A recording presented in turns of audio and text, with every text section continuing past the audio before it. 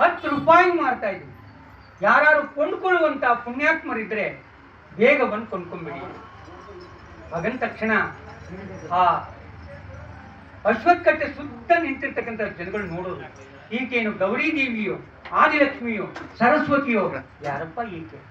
ಇವರನ್ನ ಕೊಂಡ್ಕೊಳ್ಳುವಂತ ಚೈತನ್ಯ ನಮ್ಗೆ ಎಲ್ಲಿದೆ ಅಂತೇಳಿ ಇವ್ರ ಮುಖ ನೋಡ್ಬಿಟ್ಟು ಎಲ್ಲ ವಾಪಸ್ ಹೊರಟೋದ್ರೆ ಹೊರತು ಯಾರೂ ಮುಂದೆ ಬಂದು ಕೊಂಡ್ಕೊಳ್ತೀವಿ.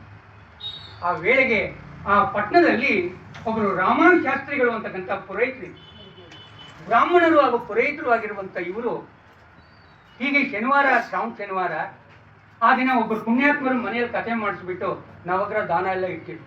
ಕಥೆಯೆಲ್ಲ ಮುಗಿದ ಮೇಲೆ ರಾಮಾಶಾಸ್ತ್ರಿಗಳು ಹೋಗಿ ಅವ್ರ ಮನೆ ನವಗ್ರಹ ದಾನ ಎಲ್ಲ ತೆಕ್ಕೊಂಡು ಮನೆಗೆ ಬರ್ತಾ ಇದ್ದಾರೆ. ಪರಮಾತ್ಮರ ದೃಷ್ಟಿ ರಾಮಾಶಾಸ್ತ್ರಿಗಳ ಮೇಲೆ ಬಿದ್ದಾಗ ಅಶ್ವತ್ಥಕಟ್ಟೆ ಹತ್ರ ಇಷ್ಟೊಂದು ಜನ ಇದ್ದಾರೆ, ಇದೇನು ನೋಡ್ಕೊಂಡು ಹೋಗೋಣ ತಾಳು ಅಂತೇಳಿ ಅಶ್ವತ್ಥಕಟ್ಟೆ ಹತ್ರ ಬಂದು ನೋಡ್ತಾರೆ. ನೋಡಿದಾಗ ಎಲ್ಲೈನವರು ಚಂದ್ರಹಾಸಿಯವ್ರನ್ನು ಮಾಡ್ತಾ ಇದ್ದಾರೆ. ಈಗ ನೋಡಿದಾಗ ಅವ್ರ ಮನಸ್ಸಿಗೊಂದು ನನ್ನ ಭಾವನೆ ಬಂತು, ಏನಪ್ಪಾ ಅಂದ್ರೆ ನಮ್ಮ ಮನೆಯ ಕೆಲಸವನ್ನ ನಮ್ಮ ಹೆಂಗಸು ಒಬ್ಬರಿಂದ ಮಾಡ್ಲಿಕ್ಕೆ ಆಗ್ತಾ ಇಲ್ಲ.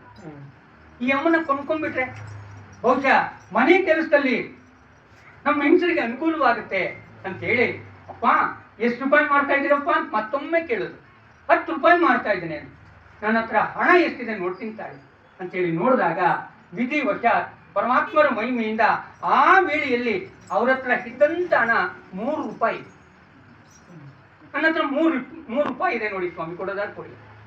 ಆವಾಗ ಎಲ್ಲೈನವರು ಯೋಚನೆ ಮಾಡ್ತಾ ಇದ್ದಾರೆ, ಏನ್ ಸ್ವಾಮಿ ಇವ್ರನ್ನ ನಾವು ಮಾಡ್ತಾ ಇರುವಂತದ್ದೇ ಕಡಿಮೆ ಹಣಕ್ಕೆ, ಹೀಗಿರುವಾಗ ₹3 ಕೇಳ್ತಾ ಇದ್ದಿರಲ್ಲ, ಇದು ನಿಮ್ಗೆ ಯೋಗ್ಯವಾದ ಮಾತೇನು?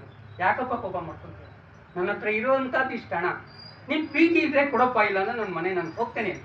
ಆವಾಗ ಚಂದ್ರಹಾಸಿ ಅವರು ಹೇಳ್ತಾರೆ, ಅಣ್ಣ ನನ್ನನ್ನು ಮಾರಿ ಬಂದಂತ ಹಣದಿಂದ ನೀವೇನ್ ಜೀವನ ಮಾಡ್ಬೇಕಾಗಿ, ನಿಮ್ಮ ಹತ್ರ ಸಾಕಷ್ಟು ಹಣ ಇದೆ.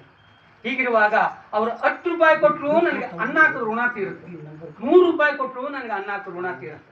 ಅದರಿಂದ ಅವ್ರು ಪ್ರೀತಿಯಿಂದ ಕೊಡುವಂತ ₹3 ಈಸ್ಕೊಂಡು ಅವ್ರ ಮನೆಗೆ ನನ್ನನ್ನು ಕೊಟ್ಬಿಡಿ ಸ್ವಾಮಿ. ಆವಾಗ ತುಂಬಾ ಸಂಕಟ ಪಟ್ಕೊಂಡು ಎಲ್ಲಮ್ಮನವರು ರಾಮಾಶಾಸ್ತ್ರಿಗಳು ಕೊಟ್ಟಂತ ₹3 ಈಸ್ಕೊಂಡು ಚಂದ್ರಹಾಸಿಯವ್ರನ್ನು ಮಗುವನ್ನು ಕೈ ಹಿಡಿದು ಅವ್ರ ಕೈ ಕೊಡು. ₹3 ಕೊಟ್ಟು ಕೊಂಡ್ಕೊಂಡಂತ ರಾಮಾಶಾಸ್ತ್ರಿಗಳು ಅಶ್ವತ್ಥಕಟ್ಟೆಯಿಂದ ನೇರವಾಗಿ ಅವ್ರ ಮನೆಗೆ